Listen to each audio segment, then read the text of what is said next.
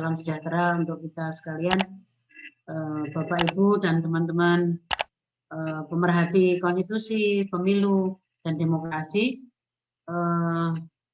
Selamat sore semuanya.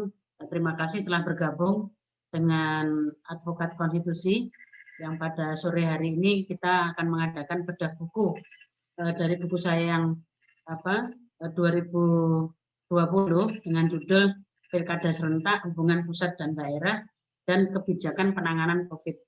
Memang buku ini saya tulis ketika masa pandemi, jadi belum sampai pada pelaksanaan pilkada, baru persiapan akan pilkada. Ya.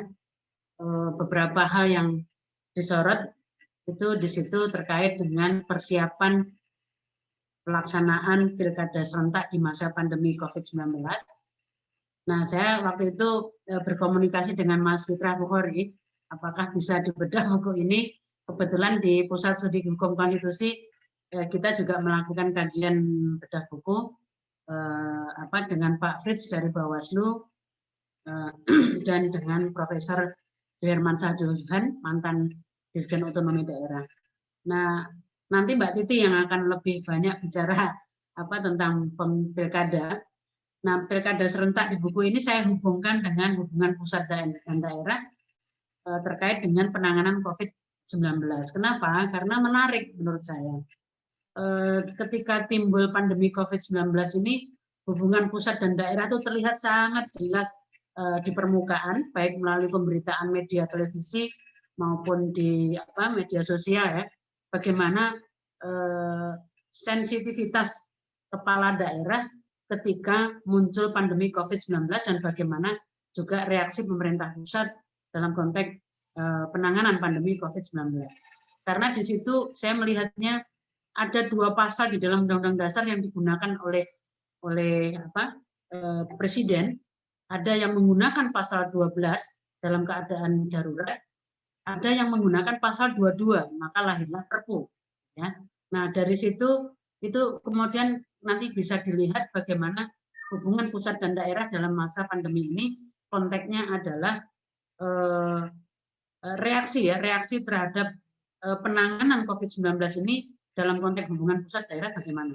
Karena kalau pakemnya negara kesatuan, ya, itu kan biasanya semua akan dikendalikan dari Jakarta. Tetapi menangani pandemi COVID-19 di daerah itu nggak akan mungkin Jakarta bisa menyelesaikan. Harus bekerja sama, harus menggunakan instrumen daerah. Selamat datang Mbak Titi, Mas Maika, gitu ya, sudah datang. Ini saya mengantarkan ke buku saya mohon maaf, Mas Maika. Ini jadi pilkada serentaknya saya tulis sebelum pelaksanaan pilkada serentak. Jadi nanti saya mengambil juga tulisan Mbak Titi di dalam buku ini karena yang pakar di bidang pemilunya itu Mbak Titi, bukan saya otonomi daerah. Jadi tarik-menarik antara pusat dan daerah dalam penanganan COVID-19 menurut saya tidak bisa dikesampingkan begitu saja. Karena saya melihat justru tokoh-tokoh daerah itu bisa muncul sangat banyak yang aware terhadap persoalan kesehatan, tetapi menterinya banyak yang tiarap gitu. Sembunyi, menurut bahasa saya begitu. Kasihan Pak Presiden ini. Presidennya sampai kemudian curhat melalui video yang diviralkan itu, selama 3 bulan ini kok menterinya malah dikira liburan. Gitu ya. Jadi saya melihat inilah calon-calon tokoh bangsa, pemimpin yang akan datang, muncul ketika ada kasus pandemi COVID-19. Dan di situ kita bisa melihat bagaimana reaksi gubernur di berbagai daerah, bupati, wali kota untuk menangani persoalan ini.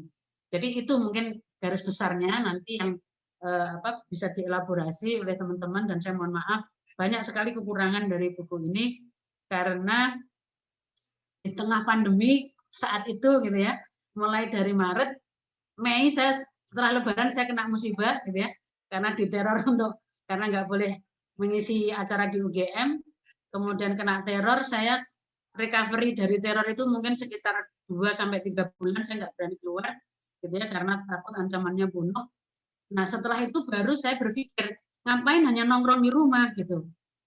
Akhirnya mulailah saya cari-cari berbagai media, kemudian saya tuliskan, dan saya mohon maaf memang belum sampai pada evaluasi pilkada serentak yang kemarin Mbak Titi sudah menyampaikan sebenarnya ada ya, korban itu ada, yang meninggal ada, dan seterusnya, tetapi memang saya belum sampai ke sana.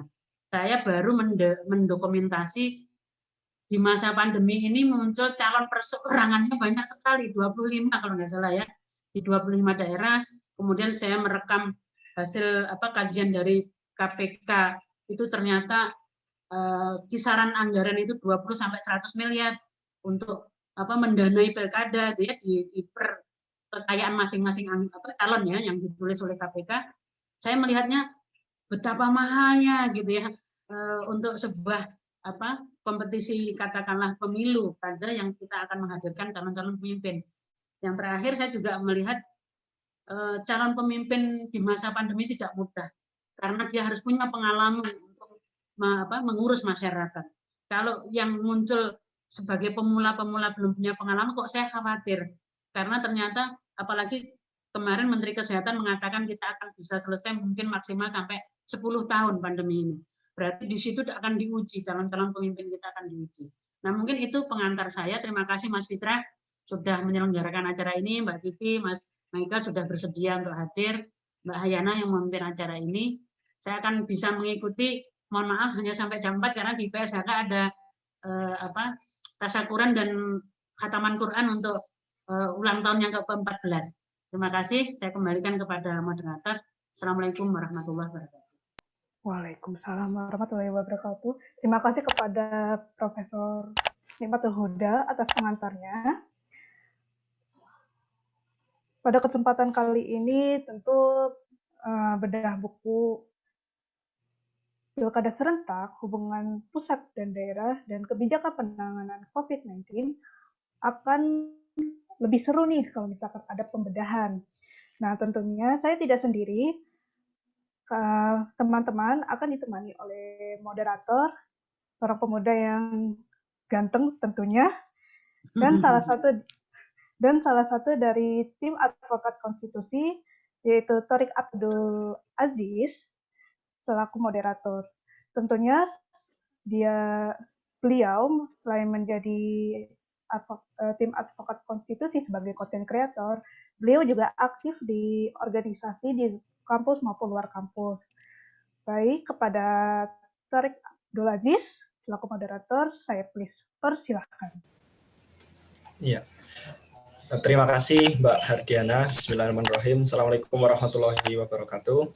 Salam sejahtera untuk kita semua dan salam-salam lainnya yang merupakan wujud kita saling mendoakan sebagai sesama saudara, sebangsa dan setanah air.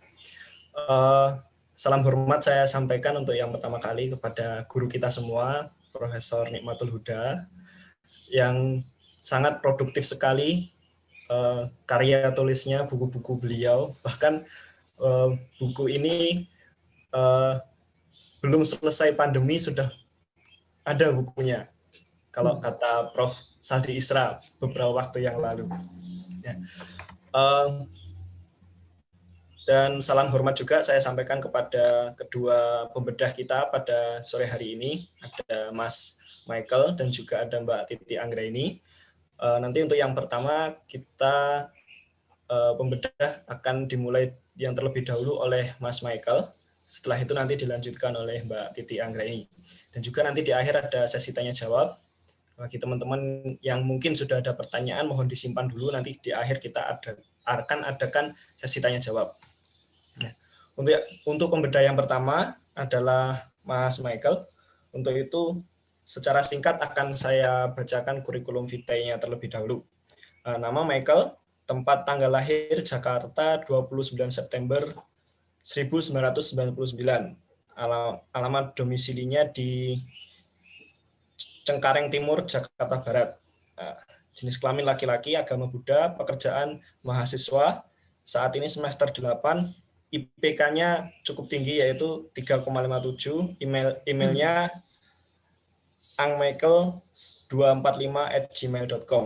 Pendidikan, jenjang pendidikan SD di SD Saint Nicholas, SMP di SMP Pelita Kasih, SMA di SMA Cinta Kasih Sucing Cengkareng, S1 Fakultas Hukum Universitas Tarumanegara. Pengalaman organisasi cukup banyak, Badan Eksekutif Mahasiswa Fakultas Hukum Untar, Badan Mahkamah Mahasiswa Untar, Majelis Permusyawaratan Mahasiswa. Dan pengalaman lomba ini, Mas Michael dari tahun 2017 sampai tahun 2019 tidak pernah absen untuk mengikuti lomba debat. Dimulai dari tahun 2017 itu debat Piala Dekan Universitas Tarumanegara, lomba debat nasional di Ponorogo Law Fair, lomba debat nasional veteran legal competition. Ini cukup banyak.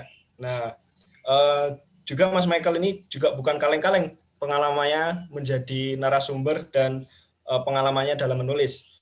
Sudah 2 kali menjadi narasumber dalam Pekan Pengabdian Masyarakat BMFH Untar, membangun masyarakat yang sadar hukum, dan juga pernah menjadi narasumber di media yaitu Suara Jakarta, JAK TV.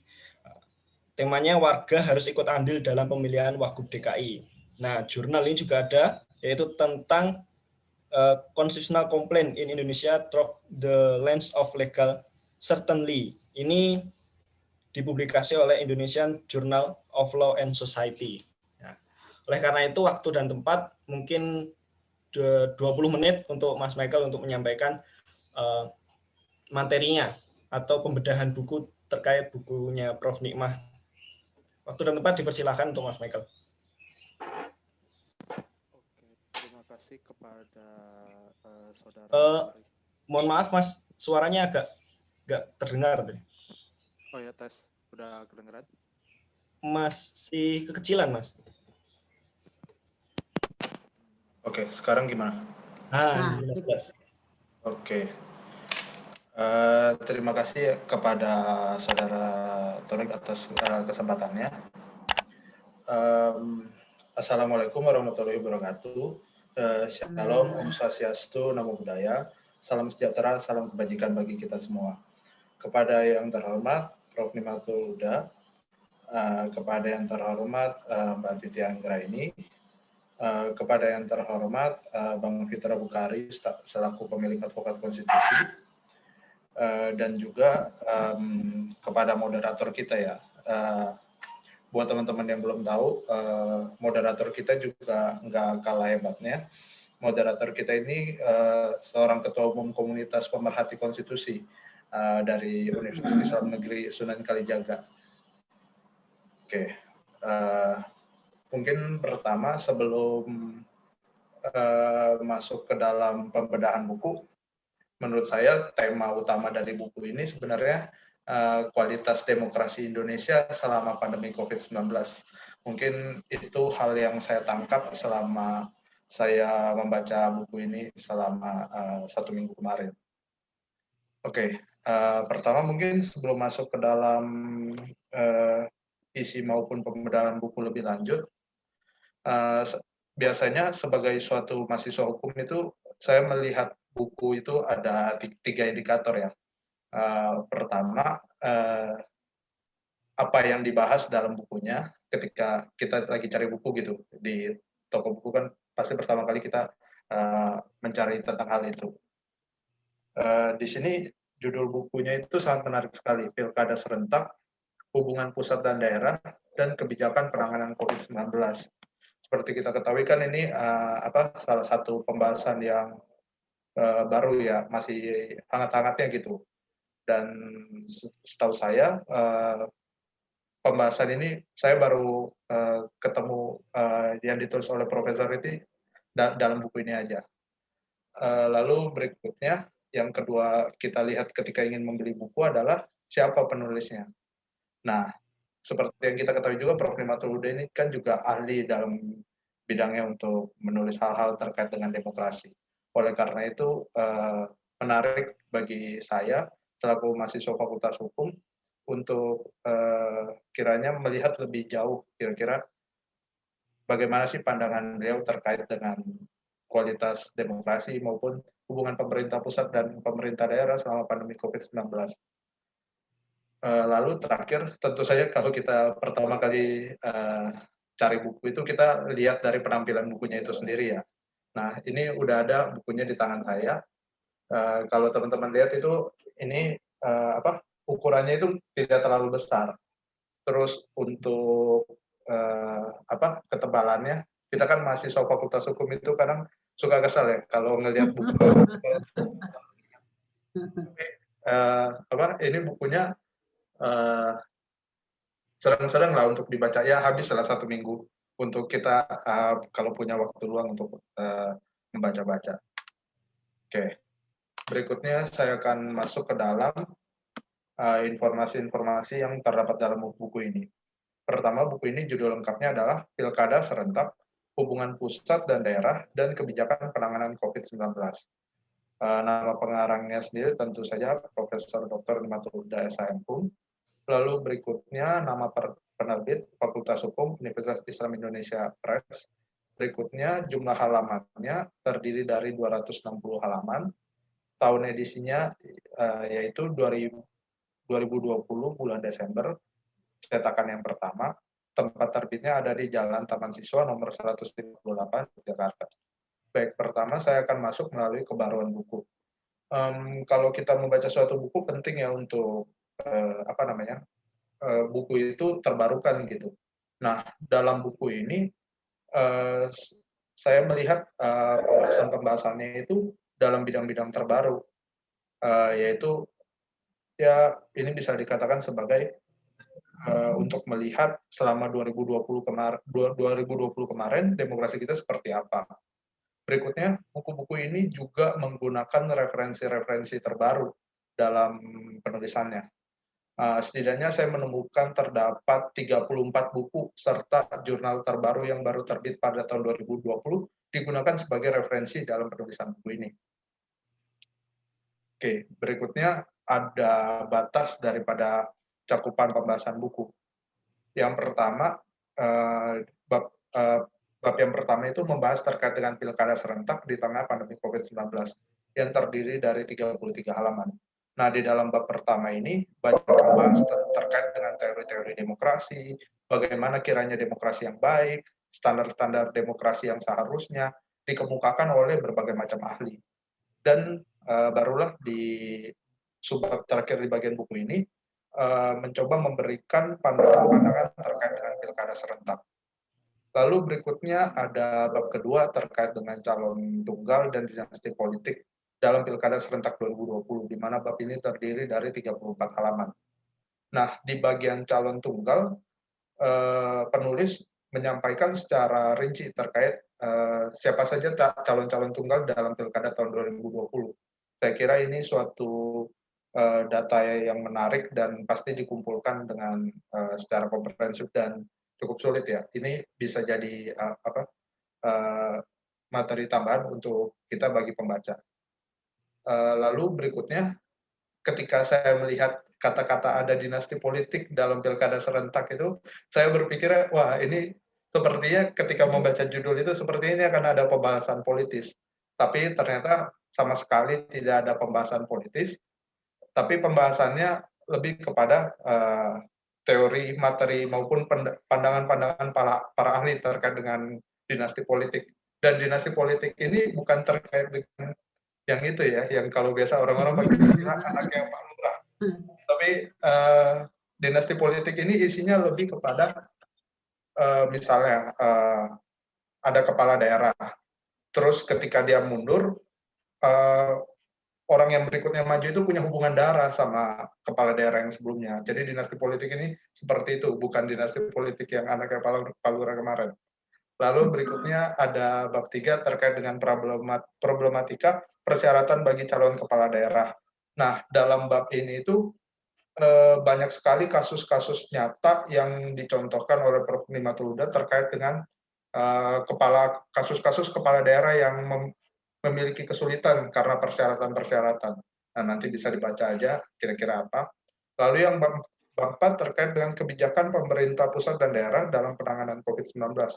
Nah, di dalam bab ini itu Prof. Nimatulhuda menjelaskan secara jelas terkait daerah-daerah itu penanganan COVID-19-nya itu seperti apa aja sih. Saya mencatat ada daerah Jakarta, ada Sulawesi Tengah, ada Banyuwangi, dan lain-lain ya. Lalu berikutnya hukum darurat negara dalam kebijakan COVID-19. Di dalam bab ini membahas apa aja sih kebijakan-kebijakan yang sudah dikeluarkan oleh negara selama pandemi COVID-19 ini, lalu seperti apa teori-teori menanggapinya. Lalu berikutnya ada peran ganda gubernur sebagai kepala daerah dan wakil pemerintah pusat. Oke. Berikutnya struktur daripada buku ini dalam melakukan pembahasan terkait dengan isu-isu yang ada. Selalu buku ini memulai pembahasan dengan peraturan perundang-undangan terkait. Lalu juga membahas historis akan suatu peristiwa maupun pengaturan. Misalnya untuk pilkada serentak, penulis itu menjelaskan sejarah pilkada di Indonesia itu sangat lengkap dari sebelum adanya sebelum reformasi itu udah dibahas gitu pilkada kita dari mulai ditunjuk, lalu kita pemilihan langsung, lalu sempat ada undang-undang terkait mau dipilih tidak langsung lagi, sebelum akhirnya kita melakukan kembali pemilihan langsung. Berikutnya juga banyak sekali putusan-putusan MK terkait dengan peristiwa maupun hal yang dibahas. Lalu buku ini juga memiliki banyak sekali data-data pada masing-masing pembahasan babnya. Lalu terkait dengan kasus-kasus yang berkaitan, serta teori-teori terkait dengan pembahasan. Contohnya, dalam bab 1 itu saya menemukan adanya 15 teori demokrasi.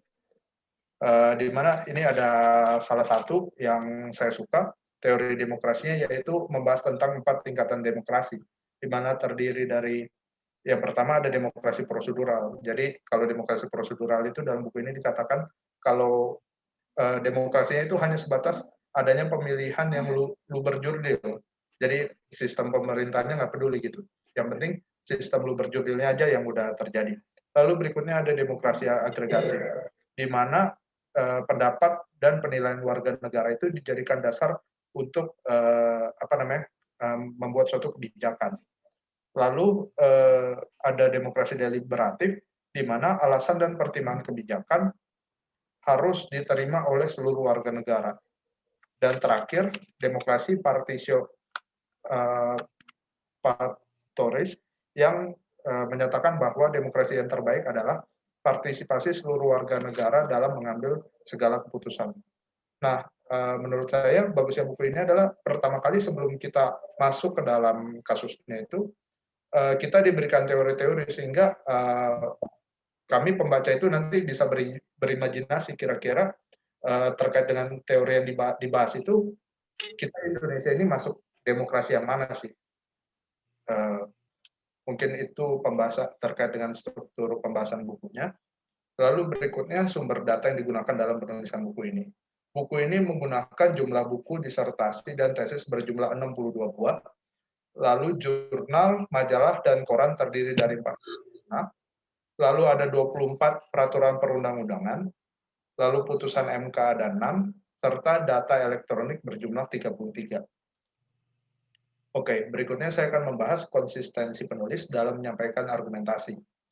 Penulis selalu menjabarkan seluruh subbab-subbab yang ada dengan peraturan perundang-undangan, teori, pendapat ahli, dan data, sehingga membangun suatu argumentasi yang kuat terhadap pesan yang ingin disampaikan oleh penulis.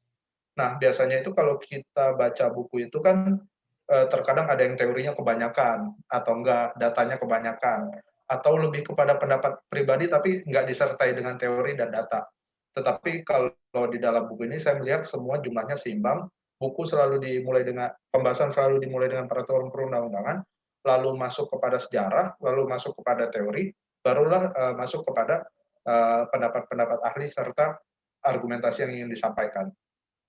Lalu penulis juga bersifat netral, karena tetap menunjukkan alasan pemerintah maupun usaha-usaha yang dilakukan pemerintah dalam upaya membangun demokrasi, baru setelah itu memasukkan kritik-kritik yang ada dan data-data yang ada.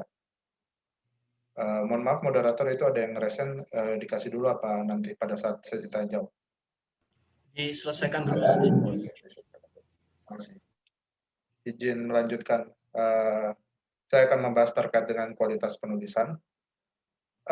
Saya sudah baca buku ini berulang-ulang 2 kali, 3 kali, tapi saya tidak menemukan typo dalam buku ini. Mungkin hebat ya untuk tim redaksinya dalam mengoreksi buku ini gitu. Padahal ini kan bukunya maksudnya masih membahas hal-hal baru gitu, tapi bisa mengeluarkan buku tanpa typo, menurut saya itu adalah suatu hal yang hebat. Lalu berikutnya, peraturan perundang-undangan dan teori yang disampaikan buku ini seimbang. Seperti yang tadi saya udah katakan ya. Jadi ketika baca buku ini kita itu nggak biasa kan kalau terlalu banyak teorinya itu mahasiswa suka pusing kan. Nah, saya ketika saya itu selalu pengalaman saya dalam membaca buku adalah saya batasi ya, sehari baca 50 halaman, 30 halaman, 40 halaman, supaya kan stres gitu lama-lama kalau baca terus. Tapi entah kenapa ketika baca buku ini, karena dia porsinya itu seimbang, lalu tidak politis, lalu argumentasinya itu didasari dengan teori-teori dan data-data. Jadi ketika baca itu kita kebablasan aja gitu, tahu-tahu udah habis gitu baca bukunya. Lalu buku ini ya sangat objektif tadi seperti yang saya katakan itu, dia selalu dimulai dengan pendapat pemerintah, lalu pendapat pemerintah itu coba dibandingkan pendapatnya dengan data-data yang ada di lapangan gitu. Lalu berikutnya implikasi dan pengaruh buku. Buku ini tentu saja membuka pandangan terkait standar-standar demokrasi serta hubungan antara pemerintah pusat dan daerah yang semestinya. Jujur sebelum baca buku ini saya banyak ketika kita misalnya dengar pendapat umum gitu masyarakat terkait dengan pemerintah dalam penanganan COVID, saya cenderung melihat itu sebagai suatu pendapat yang politis gitu, ada tujuannya.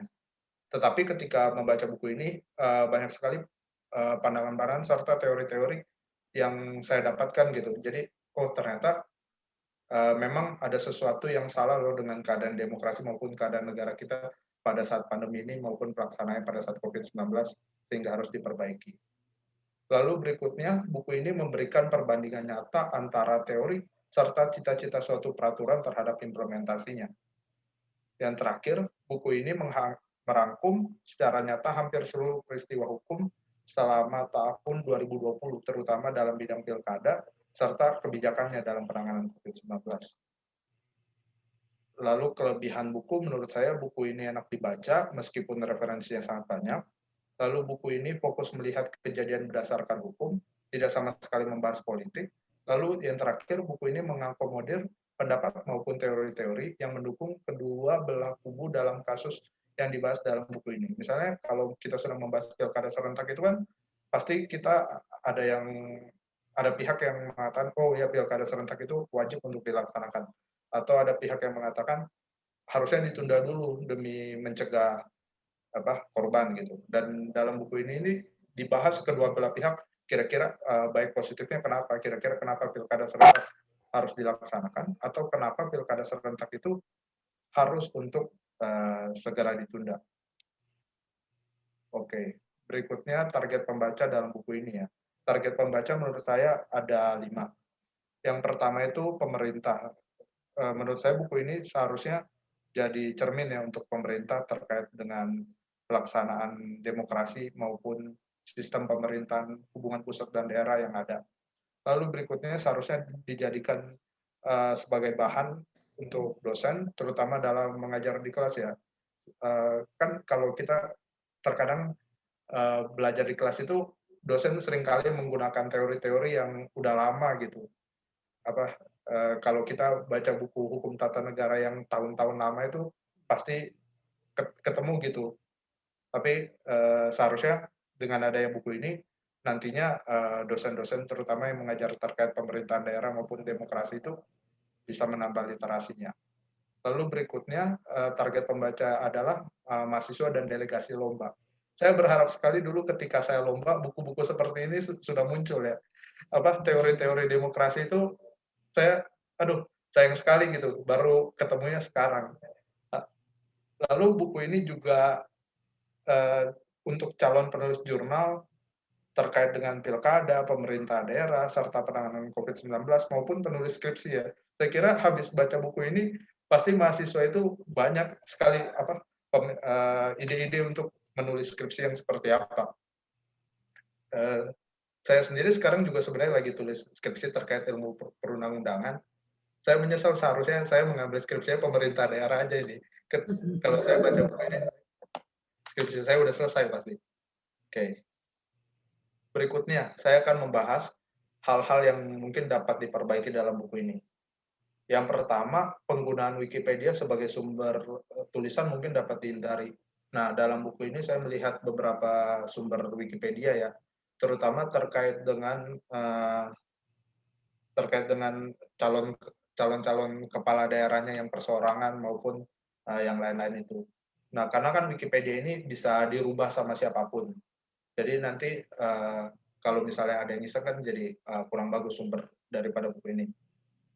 Lalu salah satu hal yang saya tunggu-tunggu dalam buku ini adalah pendapat Prof. Nimatul Huda yang seharusnya bisa diperbanyak ya selain daripada teori-teori yang ada. Misalnya dalam bab 1 buku ini saya menemukan kalau di akhir pembahasan pun di akhir paragraf daripada bab 1 itu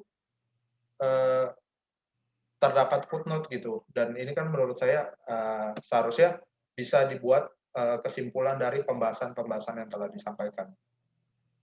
Oke, berikutnya tempat favorit saya dalam buku ini.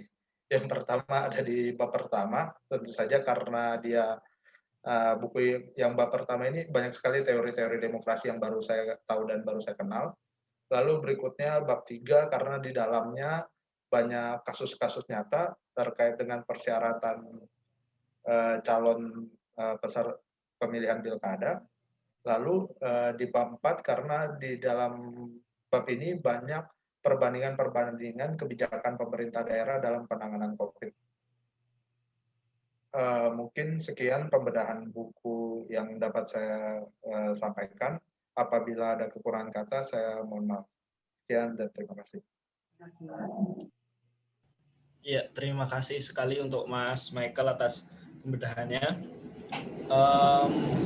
Memang cukup luar biasa ya buku ini. Sekedar saya mereview apa yang disampaikan oleh Mas Michael. Jadi buku ini tadi sangat faktual terkait dengan kebaruannya, karena seperti yang disampaikan di awal tadi bahwasanya pandemi belum selesai, bukunya sudah keluar. Dan juga terkait dengan isi buku ini sebenarnya bisa dikategorikan, bisa dibagi menjadi 3 hal, yaitu terkait dengan problematika demokrasi dalam pilkada serentak di masa COVID-19 ini, hukum darurat negara, dan juga peran gubernur sebagai kepala daerah dan juga wakil pemerintah pusat. Nah, terkait dengan konsistensi dari penulis, itu juga dijabarkan oleh Mas Michael. Jadi penulis ini dalam menyampaikan dan menjelaskan, mengelaborasi setiap subbabnya itu selalu konsisten, dimulai dari peraturan perundang-undangan, teori, pendapat ahli, dan juga diakhiri dengan data. Jadi pendapat-pendapatnya, hasil elaborasinya itu merupakan elaborasi yang kuat. Dan juga penulis itu sangat netral, jadi tidak mengikuti arus pendapat-pendapat di media massa. Dan juga tadi ditambahkan oleh Mas Michael bahwasanya sebenarnya ini buku yang sangat dibutuhkan oleh para mahasiswa, peneliti, dan dosen, bahkan tadi delegasi lomba. Memang kesulitan para delegasi lomba itu, kesulitannya itu adalah mencari referensi. Saya juga pernah merasakan, tapi saya dulu pernah ini juga konsultasi sama Prof. Nikmah. Jadi mungkin sekarang teman-teman yang lainnya yang ingin mengikuti lomba, delegasi lomba, lomba debat, LKTI, dan lain sebagainya, buku-bukunya sudah cukup tersedia banyak.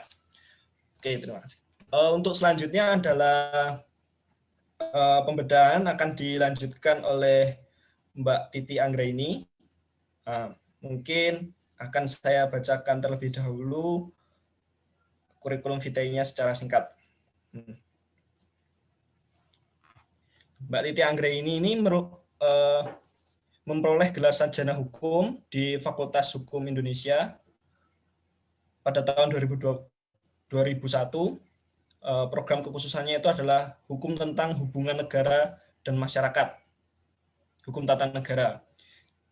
Terus magister hukum tahun 2005 di program pasca sarjana Fakultas Hukum Universitas Indonesia, dan pada saat ini sedang menempuh program doktoral pasca sarjana Fakultas Hukum Universitas Indonesia. Kita doakan semoga Mbak Titi Anggraini bisa segera promosi doktor. Dan juga pengalaman profesional, pernah menjadi anggota Dewan saat ini menjadi anggota Dewan Pembina Perkumpulan untuk Pemilu dan Demokrasi atau disingkatnya Perludem. Pernah juga menjadi Direktur Eksekutif Perludem, Ketua Tim Asistensi atau Tenaga Ahli Badan Pengawas Pemilu Bawaslu, dan juga menjadi anggota Panitia Pengawas Pemilihan Umum tingkat pusat Panwaslu Pusat pada tahun 2019. Dan juga menjadi manajer dukungan substansi legislatif dan kepala Satker Penataan Kelembagaan dan Tata Laksana. Mas, bukan 2019, 99. Oh iya, 1999, mohon maaf. Dan perlu teman-teman ketahui juga, kalau teman-teman di sini mungkin ini yang konsen di hukum tata negara dan juga cukup menggandrungi terkait dengan isu-isu pemilu, Mahkamah Konstitusi itu kemarin sudah memberikan penafsiran bagaimana pemilu serentak itu menjadi 6 model kalau tidak salah. Nah, dalam putusannya saya agak lupa itu putusan nomor berapa, yang jelas itu sudah dibedah oleh konten kreator Advokat Konstitusi, nanti bisa dilihat di Instagramnya Advokat Konstitusi. Nah, putusan MK tersebut sehingga memunculkan penafsiran ada 6 model pemilu serentak itu salah satu pemohonnya itu adalah Mbak Titi Anggraini ini. Nah, jadi sangat berkualitasnya Mbak Titi Anggraini ini. Jadi tanpa kita membuang waktu, kita persilahkan untuk Mbak Titi Anggraini untuk menyampaikan paparannya. Mungkin waktunya sama sekitar 20 menit. Silahkan Mbak Titi. Ya, terima kasih Mas Torik atas perkenalannya. Saya agak nggak enak juga nih Prof. Nikma. Ternyata jauh juga beda umur saya sama Mas Michael ya, 20 tahun. Tapi nggak apa-apa, itu semoga jadi motivasi. Assalamualaikum warahmatullahi wabarakatuh. Selamat siang, salam sejahtera untuk kita semua, salam sehat, semoga kita selalu dalam lindungan Allah, Tuhan yang Maha Kuasa, sehingga masa-masa pandemi ini bisa kita lalui dengan baik. Yang pertama tentu saya menyampaikan salut, apresiasi, rasa bangga dan hormat saya untuk Prof. Nikma atas penerbitan bukunya. Tadi Prof. Nikma menyampaikan 3 bulan tidak kemana-mana jadinya buku gitu ya. Kalau saya Prof 3 bulan tidak kemana-mana jadinya berjilid-jilid film Korea saya selesaikan.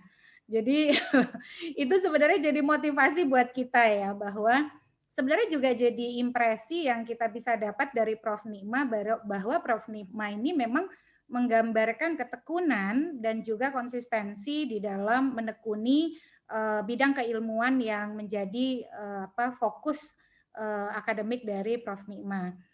Jadi luar biasa nih Prof. Ini juga sebenarnya jadi cambuk dan PR ya untuk komunitas pemilu demokrasi di Indonesia. Karena tadi juga sudah disampaikan oleh Michael dan mungkin juga kita semua, Indonesia ini adalah the biggest one day election in the world. Pemilu serentak 1 hari terbesar di dunia. Bahkan ketika pandemi kemarin, itu kita untuk level penyelenggaraan pemilihan langsung kita hanya di bawah Amerika Serikat dari skala masif dan besarnya pemilu di masa pandemi.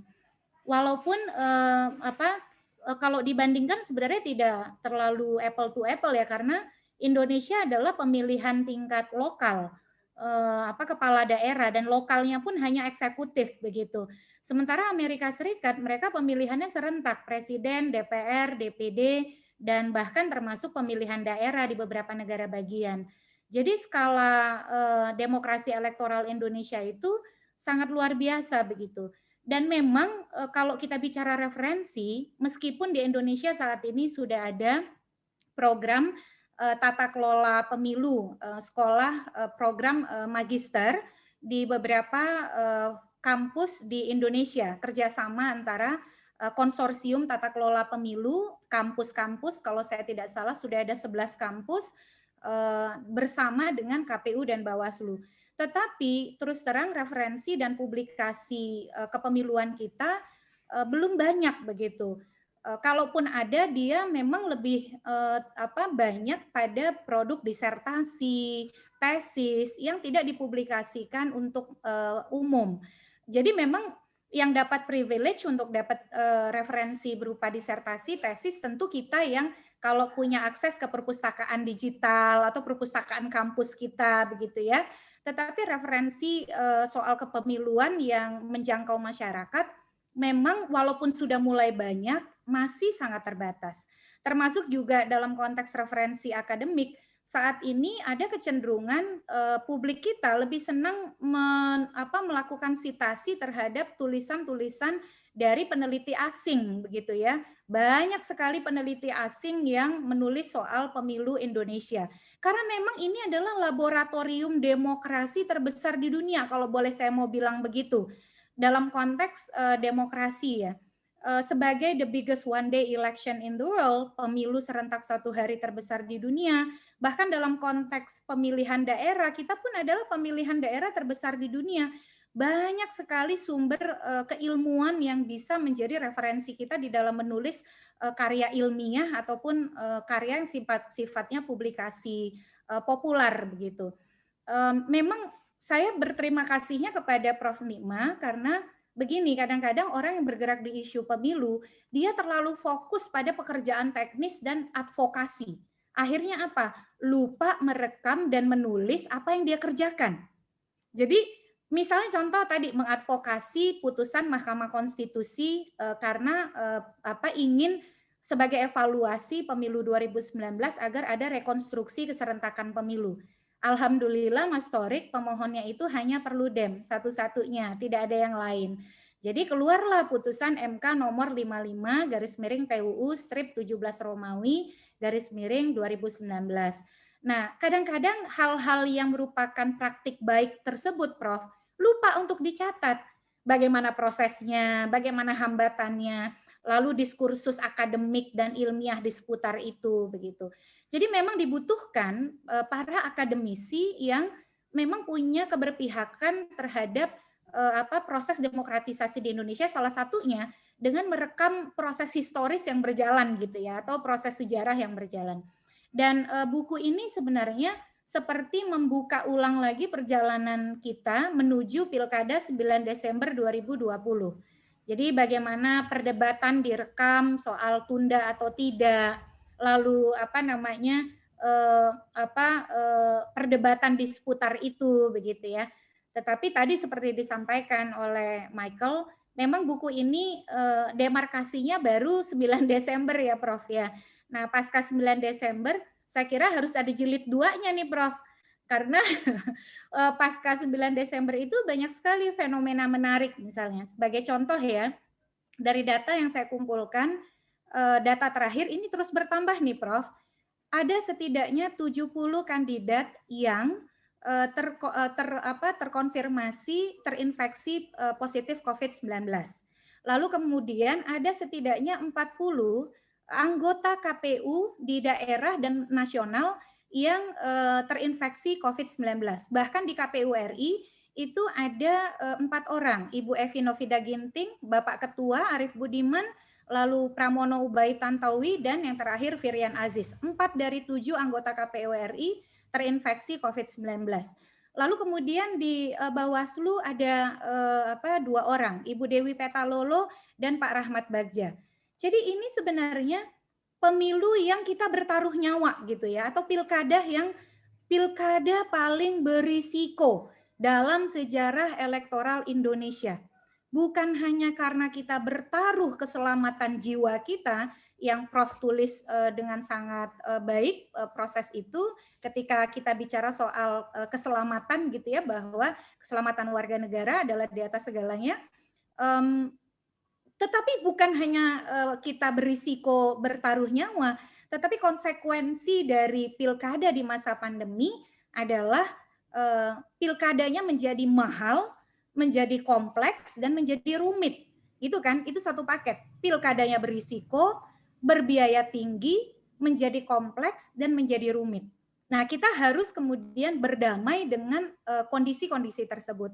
Dan sayangnya lagi-lagi seperti diuraikan di dalam buku ini, konstruksi hukumnya, kerangka hukumnya itu tidak dibangun khusus untuk pilkada di masa pandemi, tetapi menggunakan produk hukum untuk pilkada di situasi normal gitu. Nah, ini yang kemudian menjadi catatan dari proses pilkada kemarin. Saya ada ini salah. Oke. Ada sedikit slide, walaupun sebenarnya ini tidak terlalu serius juga ya, supaya memandu saya untuk menceritakan apa yang saya baca dari buku ini. Yang pertama adalah membaca buku ini, sebenarnya ada 3 materi yang dibagikan dan dikumpulkan dalam satu buku sekaligus. Pilkada serentaknya, lalu kemudian soal tata kelola pemerintahan daerah di masa pandemi, termasuk relasinya antara pemerintah pusat dan daerah. Dan yang ketiga, saya setuju dengan Michael tadi soal hukum tata negara darurat di masa pandemi. Sebenarnya Prof, itu bisa jadi 3 buku gitu ya Prof ya. Tetapi Prof ini baik gitu ya, tiga substansi digabung jadi satu buku gitu. Walaupun kalau kemudian pilkada serentaknya nanti kan Prof akan bikin jilid 2 ya, mudah-mudahan kita nulisnya bareng nih. Itu akan bisa lebih terus dielaborasi oleh penulisan di dalam buku ini. Kalau saya tidak terlalu punya catatan komprehensif seperti Michael ya, karena bagi saya rekaman terhadap proses pilkada di masa pandemi atau catatan terhadap pilkada di masa pandemi itu merupakan sumbangsih luar biasa terhadap sejarah elektoral kita. Dan saya menghargai, menghormati setiap upaya itu. Karena lagi-lagi ya, kita jangan hanya bergantung pada peneliti asing untuk merekam praktik demokrasi dan praktik elektoral di Indonesia. Nah, saya sebenarnya sedih ya ketika saya kebetulan sedang menyusun penelitian saya, dan kebanyakan memang ketika bicara soal pengaturan pemilu, contoh nih Prof, karena saya mengambil soal judicialization of politics dalam pengaturan pemilu Indonesia dan implikasinya terhadap tata kelola pemilu. Ya memang tidak banyak yang menyoroti aspek kerangka hukum itu atau legal framework-nya. Kebanyakan suka dengan aspek kontestasinya, Prof. Jadi aspek kontestasi ini misalnya soal pilihan sistem, soal kemudian efektivitas pemerintahan dan lain sebagainya. Tetapi kerangka hukum itu tidak banyak yang membedah gitu ya, bahwa kita punya problem dalam mewujudkan pilkada yang demokratis, maka kerangka hukum itu pondasi atau pijakan awalnya gitu. Dan saya senang bahwa walaupun tidak begitu komprehensif dibahas, tetapi maksudnya tidak fokus membahas itu, buku ini menyentuh persoalan kerangka hukum itu. Perdebatan soal perpu, tarik ulur, dan lain sebagainya itu sudah disentuh ketika Prof. Nikma membedah buku ini, di khususnya pada bab 1 gitu. Nah ini yang berikut juga adalah apa yang dilakukan oleh Prof. Nikma ini akan menjadi sumbangan dalam konteks tata kelola pemilu ketika kita berada di sini, di post electoral period. Dalam studi tata kelola pemilu atau electoral governance, kalau sebelum pilkada kita merencanakan dan sebagainya ya. Jadi sehingga produk hukum, penganggaran, program itu terencana dengan baik. Tapi kan kemarin sebenarnya kita tidak berencana untuk pilkada di masa pandemi, Prof. Yang kita rencanakan kan pilkada normal tanggal 23 September. Lalu dalam perjalanannya ada pandemi, lalu tanggal 21 Maret dijelaskan juga di buku ini, ditundalah tahapan pilkada melalui keputusan KPU yang memicu perdebatan itu. Lalu tahapan pilkadanya berjalan di sini electoral period. Nah, buku Prof. Nikma itu akan memberikan sumbangan di sini, di post electoral period atau pasca periode elektoral. Saat kita melakukan review, saat kita menyusun strategi, bagaimana penguatan kelembagaan yang harus dilakukan, bagaimana kita melakukan reform atau reformasi atas pengaturan yang harus dilakukan. Jadi refleksi dari walaupun misalnya dia berhenti demarkasinya pada Desember 2020, tetapi kemudian proses ketika tata kelola pemilu berjalan saat tahapan itu menjadi sumbangsih untuk di sini, untuk mereview, untuk menyusun strategi penyelenggaraan yang lebih baik, dan juga untuk melakukan reform atau reformasi. Meskipun kita agak terkendala nih Prof, karena kenapa? Undang-undang pilkadanya dan undang-undang pemilunya kan tidak mau direvisi oleh pembuat undang-undang. Tetapi mudah-mudahan saat mereka membaca buku ini tergambarkan bahwa ada problem di dalam penyelenggaraan pilkada kita di masa pandemi, khususnya terkait dengan tadi terutama kerangka hukum. Nanti berikutnya ada beberapa hal yang Prof soroti dan saya memang menyoroti itu sebagai hal yang menjadi problem berulang dari pemilu kita. Yang pertama adalah ini merupakan identifikasi saya yang syukurnya bisa direkam di buku ini. Sebenarnya problem pilkada kita itu dari pilkada ke pilkada memang hanya 4 ini, Prof, yang paling dominan. Yang pertama adalah soal fenomena calon tunggal yang menguat, gitu ya. Dan sebenarnya topik calon tunggal ini juga bisa jadi bahasan khusus di 2020 lalu. 25 daerah bercalon tunggal, itu bisa jadi 25 skripsi, 25 tesis, 25 disertasi gitu ya, membahas masing-masing daerah itu. Dan Prof menulis soal itu, bagaimana itu menjadi anomali dan potensi yang melemahkan demokrasi kita. Dan itu memang menjadi distorsi tersendiri terhadap praktik demokrasi kita yang Prof juga bahas ketika membahas soal problematika persyaratan bagi calon, karena sebenarnya saling berkorelasi gitu. Calon tunggal dan persyaratan itu ada hubungannya. Yang kedua, politik kekerabatan juga demikian. Itu adalah permasalahan yang makin mengganggu di pilkada kita. Karena gini, antara keluarga politik dengan politik keluarga itu tuh ada bedanya gitu ya. Kalau keluarga politik, orang tuh memang ada insentif kalau dia lahir dari keluarga politik. Karena kenapa?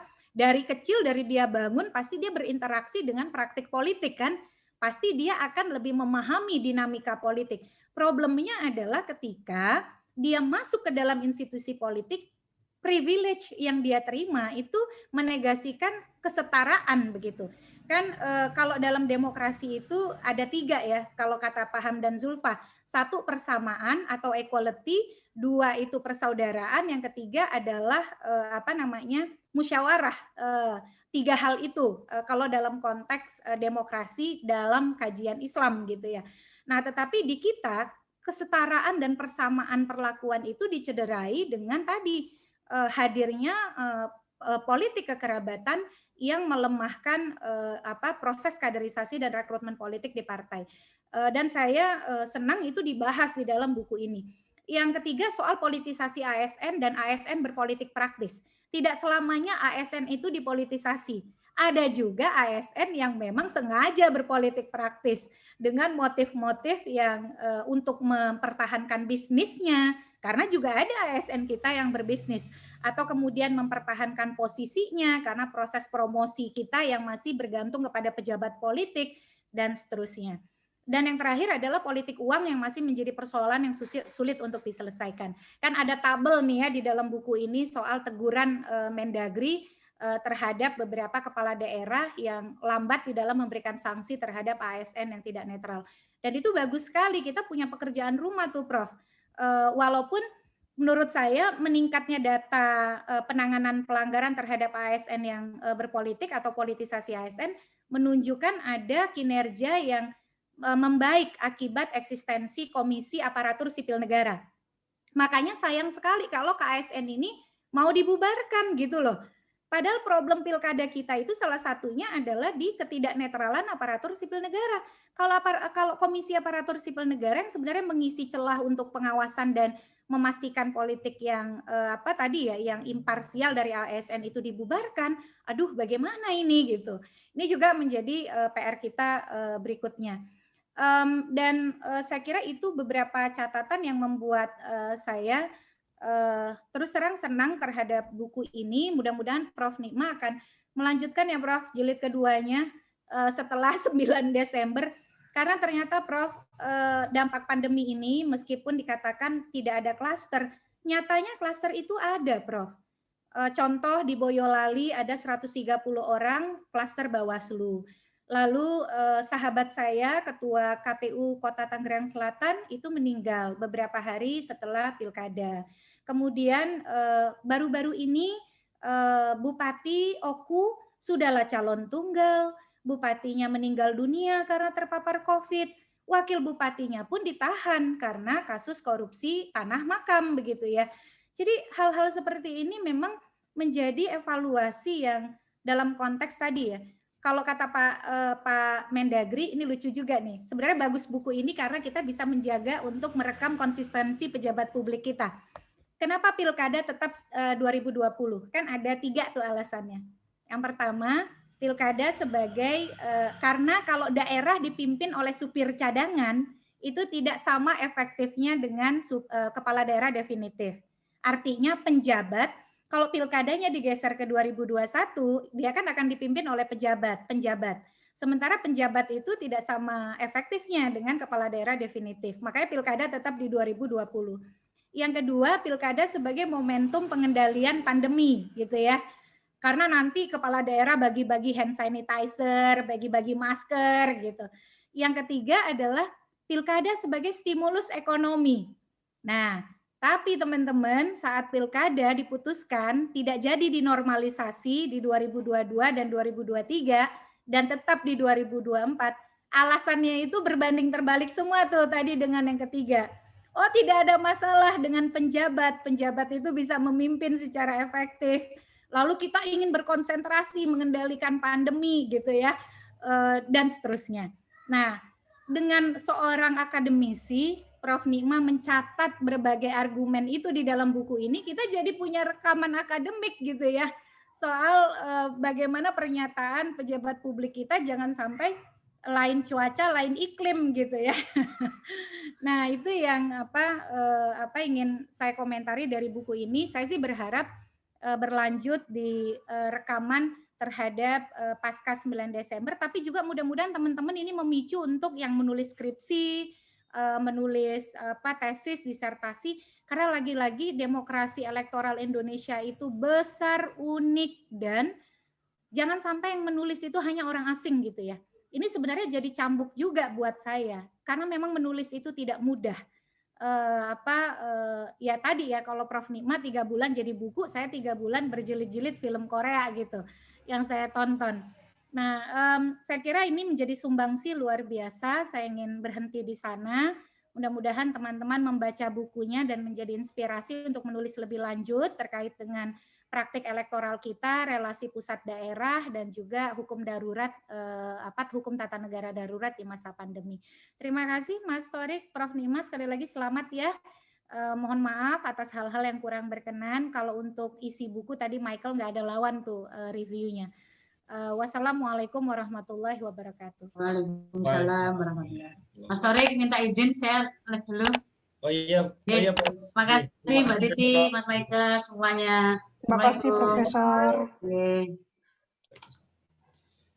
Ya, terima kasih banyak kepada Mbak Titi Anggraini atas pemaparannya. Setidaknya ada beberapa poin yang saya dapatkan dari pemaparan Mbak Titi Anggraini. Yang pertama adalah sampai sekarang ini Indonesia yang memiliki status sebagai laboratorium demokrasi terbesar di dunia seharusnya itu masih sedikit penelitian yang membahas tentang pemilu.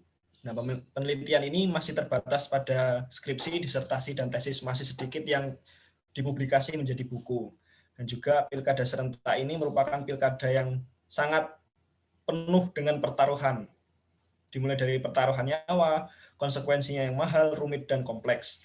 Dan buku ini juga memberikan sumbangsih pada post-electoral period, yaitu memberikan review, juga reform, juga dalam menyusun strategi yang lebih baik. Nah, jadi tadi kalau dari pemaparan ini, itu menambahkan dari apa yang disampaikan oleh Michael, bahwasanya buku ini juga harus dibaca oleh para pembentuk undang-undang. Tidak hanya pemerintah, dosen, atau akademisi, tapi juga dibaca oleh para pembentuk undang-undang. Dan juga tadi disampaikan isu-isu krusial, yang sampai saat ini masih hangat seharusnya, yaitu terkait dengan calon tunggal, politik kekerabatan, politisasi ASN, dan juga ASN yang berpolitik praktis, dan juga money politik. Dan juga yang terpenting adalah buku ini adalah memberikan rekaman terkait dengan konsistensi kebijakan yang diambil oleh para pengambil kebijakan. Mungkin itu dari yang apa disampaikan oleh Mbak Titi Anggraini. Untuk selanjutnya adalah sesi tanya jawab. Jadi sesi tanya jawab ini akan dibagi menjadi 2 termin. Termin pertama ini untuk 3 orang, jadi nanti mekanismenya akan dirangkum terlebih dahulu. Setelah itu nanti akan dipersilahkan kepada para pembedah untuk memberikan tanggapan dan jawaban. Di sini jadi mekanismenya nanti bisa teman-teman untuk menulis di forum chat atau juga mungkin menyampaikan nama. Di sini menulis di forum chat nama, identitas, asal, dan juga pertanyaannya apa. Nanti kalau misalnya memungkinkan, teman-teman akan dipersilahkan untuk bertanya secara langsung kepada para pembedah. Nah, ini di sini sudah ada beberapa pertanyaan yang masuk. Yang pertama oleh Mbak Dinda Sahra Zade Sulaiman.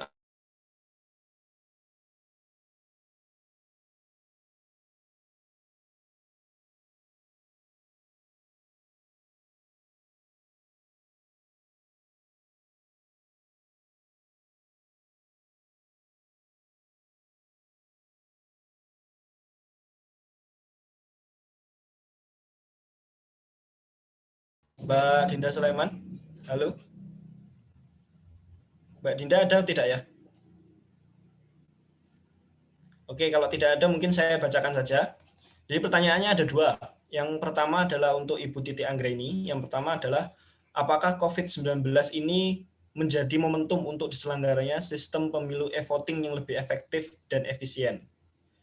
Dan pertanyaan kedua adalah untuk Profesor Nikmatul Huda. Tapi sayang sekali beliau tidak ada. Mungkin kita ini aja ya, kita bacakan saja. Mungkin kalau dari para pembedah ada yang mau disampaikan juga terkait dengan pertanyaan ini. Bagaimana Ibu melihat fenomena di masa COVID ini terkesan nuansa desentralisasi berubah menjadi sentralisasi. Jadi bagaimana terkait dengan di masa COVID ini nuansa desentralisasi berubah menjadi sentralisasi. Selanjutnya ada lagi Mas, tadi ada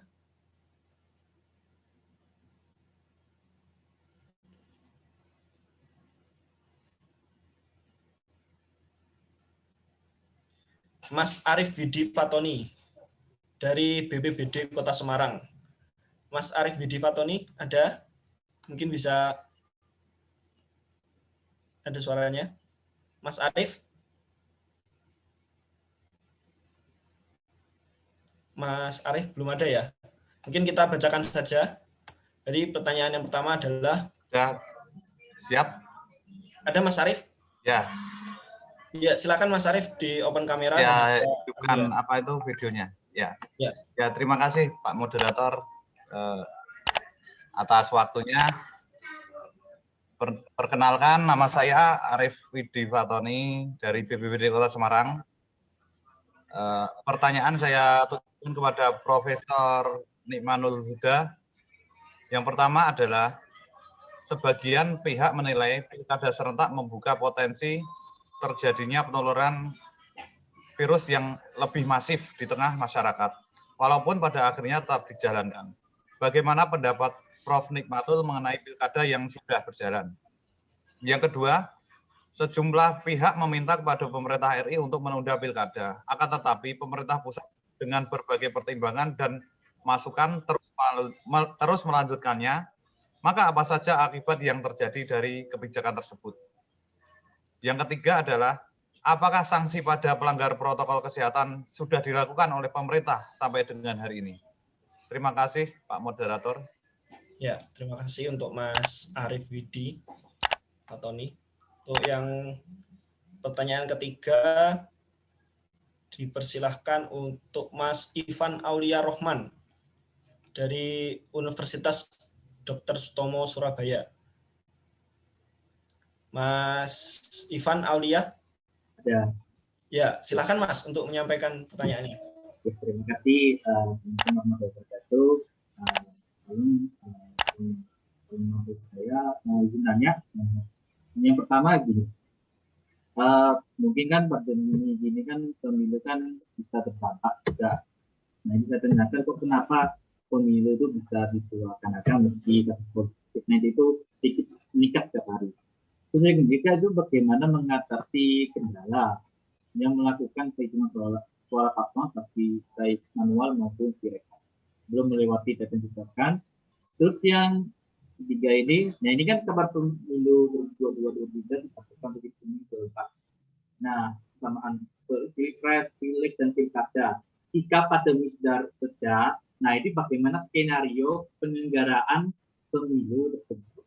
Nah, terus saya sarankan jangan bersamaan. Saya khawatirnya belajar dari 2019 itu kasus meninggalnya panitia itu karena waktu penyelenggaraan suara itu cukup panjang sampai berhari-hari. Itu caranya bagaimana mekanismenya gitu. Kalau sudah pada muda. Nah, yang terakhir memberikan jalan keluar bagi paslon terpilih yang terjadi masalah administrasi maupun kasus korupsi. Itu pertanyaan saya ajukan. Kalau ada saya sudah akan di konten. Terima kasih. Oke, terima kasih untuk Mas Ivan. Mungkin tadi agak kurang jelas ya suaranya, jadi kebetulan ini juga disampaikan di kolom chat, jadi izinkan saya untuk mengulang kembali pertanyaannya. Yang pertama adalah mengapa pemilu tahun ini tetap diselenggarakan meski kasus positif COVID-19 setiap hari naik, setiap hari terjadi. Yang kedua, bagaimana mengatasi kendala dalam melakukan perhitungan suara pasangan calon, baik manual maupun sirekap melalui sebelum melewati deadline yang ditetapkan. Pertanyaan yang ketiga, kabar pemilu 2022 dan 2023 disatukan menjadi pemilu 2024. Mungkin ini maksudnya pilkada serentak ya. Nah, jadi bersamaan dengan pilpres, pileg, dan pilkada. Nah, jika pandemi sudah reda, bagaimana teknis penyelenggaraan pemilu tersebut? Dan pertanyaan terakhir, bagaimana memberikan jalan keluar bagi paslon terpilih yang tersandung masalah administrasi maupun kasus korupsi?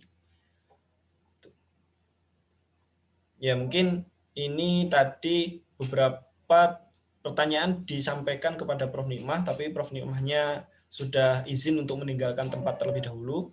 Mungkin nanti bisa jika para pembedah berkenan untuk menanggapi juga pertanyaan yang diajukan pada Prof. Nikmah, tapi kalau tidak, ya tidak apa-apa. Jadi yang pertama, saya berikan kesempatan untuk Mas Michael untuk menjawab beberapa pertanyaan tersebut. Oke, tadi pertama ada pertanyaan terkait dengan bagaimana penerapan e-voting di Indonesia, kira-kira peluangnya. Kalau dari saya melihat ada banyak negara lain yang telah melakukan sistem pemilihan kepala daerah maupun presidennya dengan cara e-voting seperti Estonia, Swiss, dan lain-lain. Tinggal menurut saya mungkin bagaimana sebenarnya sistem e-voting itu rinci serta terstruktur kira-kira bagaimana mekanisme pengawasannya dan lain-lain. Lalu berikutnya pertanyaan kedua dan ketiga itu agak mirip ya tadi terkait dengan pemaksaan penyelenggaraan pemilu. Kalau menurut saya kan ada sekitar kalau nggak salah 200 daerah yang membutuhkan kepala daerah baru ya tahun 2020. Nah, kalau kita lihat sistem peraturan perundang-undangan kita yang ada itu, kalau tidak dilaksanakan pemilu, maka kepala daerah tersebut akan dilaksanakan oleh pelaksana tugas. Dan pelaksana tugas itu kan nggak sembarang orang bisa ditunjuk jadi pelaksana tugas, ada syarat minimalnya. Kalau untuk pelaksana tugas kepala daerah gubernur misalnya, itu dia minimal itu syaratnya eselon 1. Eselon 1 di lembaga atau kementerian maupun non-kementerian terkait. Nah, kita bisa bayangkan teman-teman gimana caranya pemerintah itu dalam keadaan seperti ini, lagi banyak pekerjaan, lagi harus melakukan penanganan COVID-19, tapi harus merelakan 200 gitu anggota eselon 1-nya untuk menjadi calon kepala daerah. Nah, mungkin itu yang kalau misalnya kita ingin menolak untuk pilkada diselenggarakan tahun 2020, maka kita harus memikirkan solusinya. Kira-kira seperti apa sih, dari mana gitu pemerintah kira-kira bisa menyediakan 200 pelaksana tugasnya. Lalu apakah mungkin kiranya lebih baik kepala daerah yang kemarin diganti itu diperpanjang dulu sampai pemilihan kepala daerah. Nah, kira-kira itu kajiannya seperti apa dan baiknya seperti apa baru kita bisa memutuskan. Tetapi kalau saya lihat dari opsi-opsi yang ada, menurut saya hal terbaik seharusnya adalah pilkadanya tetap ditunda gitu, karena kan bagaimanapun juga keselamatan warga negara lebih penting ketimbang apapun. Mungkin konsepnya yang tidak gagal gitu untuk dikonsepsikan negara selama kemarin kan penetapan pilkada itu kita mau dilaksanakan itu melalui Perpu ya, Perpu saya lupa nomornya berapa pada awal tahun 2020. Nah, menurut saya mungkin kebijakan yang lebih baik adalah yaitu kira-kira gimana sistem penggantiannya. Tadi juga ada pertanyaan terkait dengan pilkada serentak 2024 gimana? Kan ada yang pilkada yang berakhir tahun 2022 juga, ada yang berakhir tahun 2023 juga. Nah, menurut saya itu sistemnya juga sama ya. Kira-kira dari yang 2022 dan 2023 itu nanti ketika misalnya DKI Jakarta kan juga 2022 nanti selesai. Kira-kira siapa gitu yang menggantikannya? Kita kan butuh banyak sekali pelaksana tugas untuk di berbagai macam daerah. Mungkin itu yang jadi tantangan pemerintah ya untuk membuat bagaimana konsep PLT sampai dengan 2024 itu kira-kira bisa dari mana tanpa perlu mengorbankan eselon 1 dari kementerian misalnya. Nanti kan kementerian yang ditinggalkan itu kehilangan gitu kinerja daripada orang yang keluar untuk jadi PLT tersebut. Mungkin sekian tanggapan dari pertanyaan-pertanyaan yang telah disampaikan. Terima kasih. Ya, terima kasih pada Mas Michael. Untuk selanjutnya, waktu diberikan kepada Mbak Titi Anggraini. Silakan Mbak Titi. Ya, baik. Saya singkat saja ya. Yang pertama tadi soal Dinda e-voting. E-voting itu artinya adalah pemungutan penghitungan suara menggunakan mesin secara elektronik. Karena kita pemungutan penghitungan suaranya menggunakan mesin secara elektronik, maka sebenarnya bukan hanya pada hari H saja kita menggunakan mesin atau electronic voting machine, tetapi rangkaian proses penyelenggaraan pemilunya, pemutahiran data pemilih, pungut hitung, dan juga rekapitulasi suaranya juga menggunakan mesin. Jadi konsekuensi dari e-voting, tahapan-tahapan pemilunya atau pilkadanya juga terdigitalisasi. Trennya saat ini di dunia, lebih banyak negara yang meninggalkan e-voting daripada negara yang beralih kepada EVM atau electronic voting machine. Terutama ketika meningkatnya kejahatan siber. Ada beberapa negara di Amerika Serikat yang kemudian beralih kepada kertas. Karena kertas dianggap menawarkan otentifikasi saat terjadi perselisihan. Mungkin kita ingat ya bagaimana kasus Cambridge Analytica itu merekonstruksi pandangan soal penggunaan teknologi di dalam proses elektoral. Karena kenapa? Karena penggunaan teknologi dalam proses elektoral tidak bisa disamakan dengan penggunaan teknologi ketika dimanfaatkan untuk kepentingan bisnis. Dalam bisnis itu ada reputasi. Reputasi itu berpengaruh apakah orang akan melanjutkan atau tidak melanjutkan memanfaatkan jasa yang diberikan suatu entitas ekonomi. Dalam politik ada kekuasaan. Reputasi bukan satu-satunya karena kadang-kadang kita tidak bisa kalau ada bank keamanan sibernya kurang bagus, maka kita langsung bisa beralih kepada alternatif yang lain. Tetapi belajar dari misalnya pemilu 2019, ketika ada situng, sistem teknologi informasi penghitungan suara, meskipun misalnya itu adalah murni kesalahan input, tetapi karena begitu masifnya penyebaran informasi soal dugaan terjadinya kecurangan atau manipulasi, bahkan salah input itu bahkan berujung ke Mahkamah Konstitusi.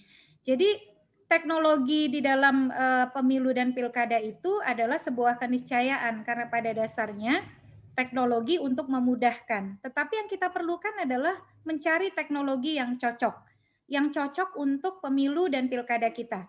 Kalau saya berpandangan, yang cocok dan saat ini kita perlukan bukan mengganti pungut hitungnya dengan mesin. Karena voting proses di Indonesia di TPS-nya itu adalah the most transparent and accountable voting and counting process in the world. Jadi proses pungut hitung yang paling transparan di dunia. Semua orang boleh datang melihat, menghitungnya disaksikan bersama-sama. Ada kohesi sosial yang terbangun, ada suasana kekeluargaan, gotong royong, transparansi, dan pengawalan serta edukasi politik di dalamnya.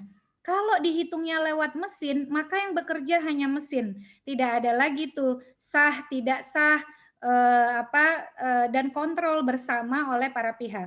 Nah, kalau kita percaya bahwa teknologi bisa menggantikan itu dan kita yakin keamanan siber kita betul-betul tidak akan mendistorsi kemurnian suara pemilih, boleh saja. Tetapi sekali lagi, penggunaan teknologi tidak bisa tergesa-gesa. Satu, landasan hukumnya harus tersedia dengan baik. Yang kedua, pemilihan teknologi harus dilakukan secara terbuka, transparan. Pengadaannya tidak boleh diam-diam. Yang ketiga, harus dilakukan uji berulang atau simulasi berulang. Dan yang keempat, harus ada audit atas teknologi yang digunakan. Dan yang keempat, harus dikomunikasikan secara inklusif sehingga timbul kepercayaan publik kepada teknologi yang digunakan. Nah, kalau saya dan teman-teman di Perludem lebih berpandangan yang kita perlukan adalah rekapitulasi suara secara elektronik. Jadi proses pungut hitungnya di TPS dipertahankan, tetapi transmisi hasil pungut hitung di TPS dikirim menggunakan teknologi ke Pusat Data Nasional Tabulasi, yang di situ masyarakat juga bisa mengawal kebenaran dari suara yang sudah mereka berikan di TPS dengan data suara yang terkirim melalui yang kita kenal sekarang namanya Sirekap ya, Sistem Teknologi Informasi Rekapitulasi Suara secara Elektronik. Jadi Mbak Dinda, menyiapkan teknologi harus dipersiapkan dengan matang karena kita berada di dalam perebutan kekuasaan. Mudah sekali untuk mendapatkan kontroversi dan spekulasi kalau tadi prasyarat-prasyaratnya tidak dipersiapkan dengan baik gitu ya. Bisa saja kita coba secara gradual, misalnya untuk pemilihan kepala desa atau kemudian secara bertahap pilkada. Tetapi kembali lagi, apakah kita betul membutuhkan teknologi itu? Apakah ada teknologi yang lebih cocok gitu ya? Nah, sebagai ilustrasi, di Pilkada 2020 yang lalu, ketika kita didorong untuk berkampanye secara digital, 90% lebih kampanye kandidat itu dilakukan secara offline atau tatap muka. Karena ada interaksi yang dianggap tidak bisa tergantikan kalau kampanyenya via daring. Hanya kurang dari 10% saja yang menggunakan kampanye daring di dalam melakukan penjangkauan pemilih. Berarti memang masih perlu edukasi, masih perlu persiapan, pengkondisian yang betul-betul komprehensif dan matang ya, dan serta juga mungkin butuh waktu. Nah, efektif efisien penggunaan teknologi itu relatif karena kenapa? Saat teknologi pertama kali digunakan pasti dia butuh biaya yang mahal. Teknologi itu bisa murah kalau maintenance dan storage-nya atau pemeliharaan dan penyimpanannya itu bisa dilakukan terus-menerus sehingga suatu mesin bisa digunakan untuk pemilu-pemilu berikutnya. Tapi kalau ganti pemilu, ganti mesin, ya tetap pasti akan mahal juga gitu ya. Belum lagi ada isu soal tadi hacking atau isu soal peretasan. Peretasannya bukan hanya dalam negeri sekarang, tetapi juga sudah melibatkan komunitas internasional.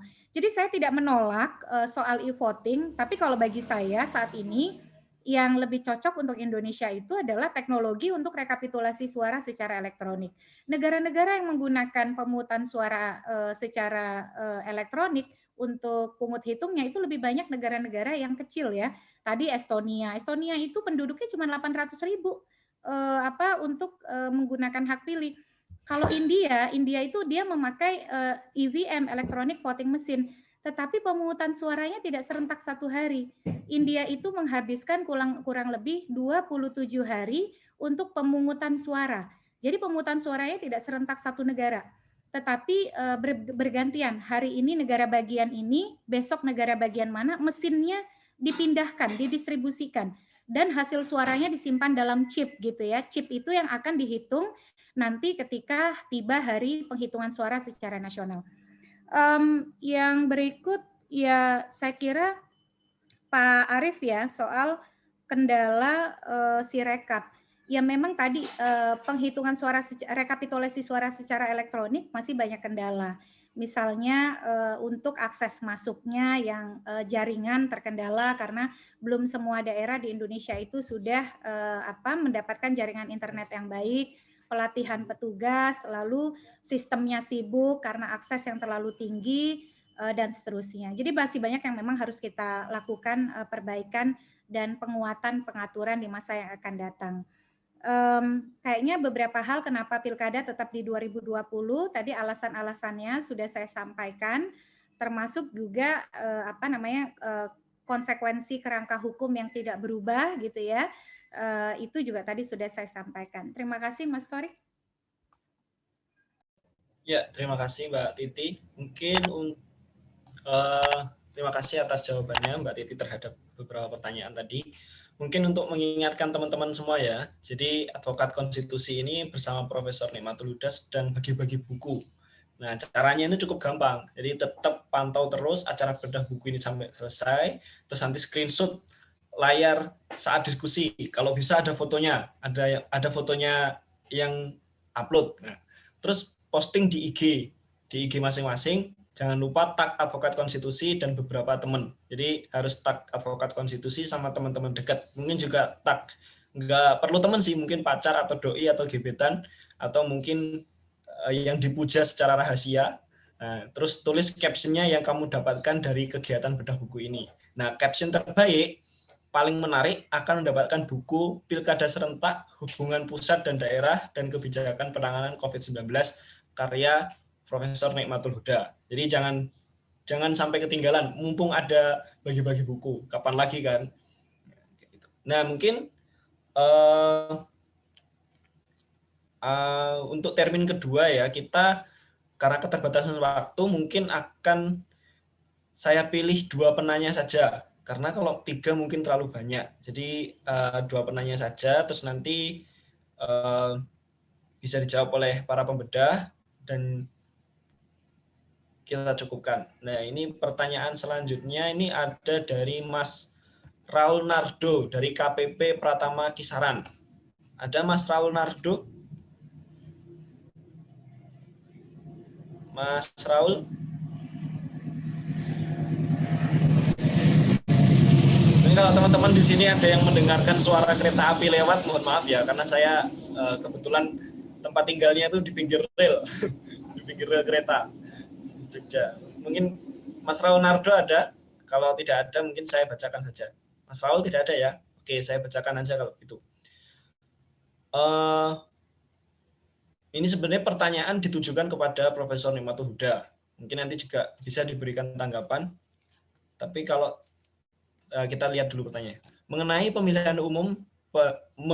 pemilihan judul terkait hubungan pemerintah pusat dan daerah dan penanganan COVID-19, menurut Ibu bagaimana ketidakpersamaan persepsi dan langkah yang dilakukan oleh pemerintah pusat dan daerah dalam penanganan COVID-19 di beberapa daerah, di mana pemimpin daerah dituntut untuk reaktif terhadap penyebaran COVID-19 di tiap daerah, sedangkan pemerintah pusat sendiri terasa kurang menjalin komunikasi yang tepat dalam membangun hubungan yang baik terhadap pemerintah daerah. Ini terkait kepada Profesor Nikmatul Huda. Selanjutnya pertanyaan kedua, Mas Diki Eko Prasetyo. Mas Diki ada? Mas Diki Eko Prasetyo? Nah, ini sudah raise hand sebenarnya. Mas Diki? Ya, mungkin kalau tidak bisa ini menyampaikan sendiri akan saya bacakan saja untuk menghemat waktu juga. Jadi, dalam Pilkada Serentak 2020 terdapat pasal 158 UU nomor 10 tahun 2016 yang menegaskan adanya kriteria kuantitatif untuk mengajukan permohonan perselisihan hasil pilkada. Yang ingin saya tanyakan, jika MK hanya melihat angka-angka dalam pasal 158, bukankah kemudian MK menjadi mahkamah kalkulator gaya baru? Dan pertanyaan kedua, terkait keadaan darurat COVID-19 secara konstitusional, apa perbedaan antara pasal 12 dan pasal 22 UUD NRI 1945? Apakah akibat hukum dari antara pasal 12 dan pasal 22 UUD NRI 1945 tersebut? Pertanyaan ketiga, di era pandemi COVID-19 terdapat produk hukum yang sering dikeluarkan, yaitu SKB Menteri. Yang ingin saya tanyakan, berdasarkan hierarki peraturan perundang-undangan, SKB Menteri tersebut termasuk jenis apa? Oke. Jadi itu tadi pertanyaan dari dua penanya pada termin kedua ini. Mungkin yang pertama sama seperti tadi ya, saya persilahkan yang pertama untuk Mas Michael. Mas Michael, dipersilakan. Oke, terima kasih atas pertanyaannya. Mungkin saya coba untuk menjawab dari pertanyaan pertama terkait langkah kontradiktif dari misalnya peraturan yang kemarin kita lihat ya, misalnya ada peraturan Menteri Perhubungan terkait pelaksanaan ojek online sama peraturan gubernur ya terkait apa. Jadi peraturan Menteri Perhubungan itu memperbolehkan, sedangkan peraturan gubernur itu tidak memperbolehkan. Nah, kalau misalnya saya lihat itu sendiri dari tata cara pembentukan peraturan perundang-undangan nomor 15 tahun 2019, sebenarnya terkait dengan pembentukan peraturan yang dibuat oleh setiap pemerintah daerah itu kan udah ada dasarnya ya, kalau misalnya mereka itu harus melakukan harmonisasi dulu ke kalau misalnya di Kemenkumham itu kan sekarang yang megang itu ada BPHN ya kalau nggak salah, ada kanwil-kanwilnya untuk jadi sebelum peraturan daerah maupun peraturan gubernur itu dibuat itu harus diharmonisasi dulu dengan peraturan lainnya. Namun sayangnya saya lihat yang jadi masalah adalah di dalam Undang-Undang Nomor 15 Tahun 2019 itu yang diharmonisasi itu baru mengenal beberapa jenis peraturan seperti rancangan undang-undang, peraturan pemerintah, peraturan daerah, sama peraturan presiden. Belum mengenal harmonisasi peraturan menteri. Nah, saya rasa ini yang menjadi masalah. Jadi yang diharmonisasi itu cuma peraturan daerah sama peraturan gubernur gitu. Jadinya terkadang mungkin peraturan menteri karena tidak perlu melalui proses harmonisasi itu dia langsung keluar aja gitu tanpa melihat ada peraturan lainnya. Mungkin itu kalau dari segi peraturan perundang-undangan. Nah, berikutnya yang kedua adalah terkait dengan komunikasi. Kita lihat itu pemerintah daerah sama pemerintah pusat ini dalam melakukan komunikasi itu sangat buruk sekali ya. Makanya sering ada peraturan kontradiktif antara peraturan daerah maupun peraturan pemerintah pusat. Nah, itu yang menurut saya yang seharusnya perlu diperbaiki ya. Yang pertama, dari segi peraturan perundang-undangan yaitu harmonisasi peraturan menteri. Lalu yang kedua adalah terkait dengan komunikasinya. Lalu berikutnya, pertanyaan dari yang kedua terkait dengan MK sebagai mahkamah kalkulator. Kalau menurut saya, sejak awal kan udah dibagi-bagi ranahnya untuk misalnya terkait kecurangan pemilu itu bisa dilaporkan ke Bawaslu. Lalu saya lupa namanya apa, ada lagi untuk terkait dengan kalau misalnya ada pidananya, kalau ada hal-hal lainnya. Menurut saya seharusnya sejak awal itu dibawa ke ranah-ranah tersebut. Namun sayangnya calon kepala daerah itu suka salah tangkap gitu, seolah-olah Mahkamah Konstitusi itu sebagai sapu jagat untuk segala permasalahan terkait dengan pilkada itu sendiri kasusnya. Kalau itu menurut saya. Lalu yang kedua terkait dengan produk SKB Menteri, saya lihat di Undang-Undang Nomor 15 Tahun 2019 itu sendiri, kan di pasal 8 itu ada salah satu jenis peraturan perundang-undangan yang salah satunya adalah produk yang dibuat oleh menteri ya. Namun menurut saya mungkin yang jadi masalah adalah tidak diatur terkait hierarkinya, makanya kita suka salah kira-kira peraturan menteri itu atau peraturan SKB menteri itu sama peraturan daerah itu lebih tinggi yang mana sih? Mungkin seharusnya pemerintah itu bisa buat hierarki yang lebih jelas antara seluruh peraturan perundang-undangan supaya tidak terjadi kebingungan ini. Nah, mungkin itu jawaban saya terkait pertanyaan-pertanyaan berikut. Pertanyaan yang telah diberikan, mungkin penjelasan lebih jelas dapat disampaikan oleh Mbak Titi Anggreni. Terima kasih. Ya, terima kasih kepada Mas Michael. Untuk selanjutnya waktu diberikan kepada Mbak Titi Anggreni. Silakan, Mbak. Ya baik, saya fokus kepada bidang yang saya tekuni saja ya, dan termasuk dalam buku ini tadi saya juga terlewat menyampaikan yang bagus dari, maksud saya bukan hampir semua dari isi buku ini bagus ya, tetapi yang menarik adalah Prof. Nikma itu mengulas soal pandangan Islam tentang pemilihan pemimpin pemerintahan. Itu pembahasan yang sangat baik ya, karena Indonesia adalah the biggest Muslim democratic country in the world. Kita bukan negara agama, kita bukan negara Islam. Tapi populasi kita Muslim, negara dengan populasi Muslim yang menganut sistem demokrasi terbesar di dunia. Meskipun kita negara demokrasi ketiga terbesar di dunia setelah India, Amerika Serikat, baru Indonesia. Tapi dari sisi populasi Muslim dan bagaimana integrasi dengan sistem demokrasi, Indonesia adalah yang terbesar.